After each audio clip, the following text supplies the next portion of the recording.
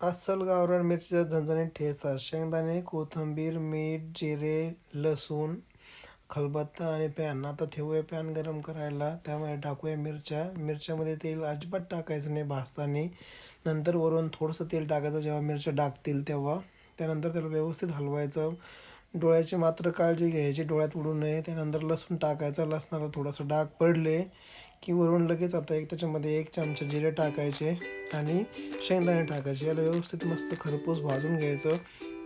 डाग येईपर्यंत कोथिंबीर नुसती वाफ येऊन घ्यायची आणि गॅस बंद करायचा. आता लगेच त्याला आपण ताबडतोब टाकूया खलबत्त्यामध्ये. जर रेसिपी आवडली तर Arun NRI blogs and recipe या चॅनलला फॉलो करा, सबस्क्राईब करा आणि फुल डिटेल व्हिडिओ यूट्यूबवरती बघा.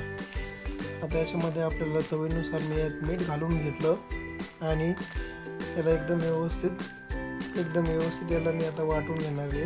आबडधोबड मस्त, जास्त बारीकही नाही जास्त जाडही नाही, एकदम मस्त आणि छान चविष्ट लागते चटणी. खास करून वरण भात किंवा चपाती किंवा बाजरीच्या भाकरीसोबत काही नसलं घरामध्ये तर तुम्ही ही नक्कीच ट्राय करून बघा तुमच्याही घरी. आणि डिटेल्समध्ये व्हिडिओ बघण्यासाठी Arun NRI blogs and recipe ह्या चॅनलवरती जाऊन तुम्ही डिटेल्समध्ये व्हिडिओ बघू शकता आणि कमेंटद्वारे मला जरूर कळवा. अरुण NRI ब्लॉग्सला फॉलो करण्यासाठी विसरू नका. द्या मग एक लाईक.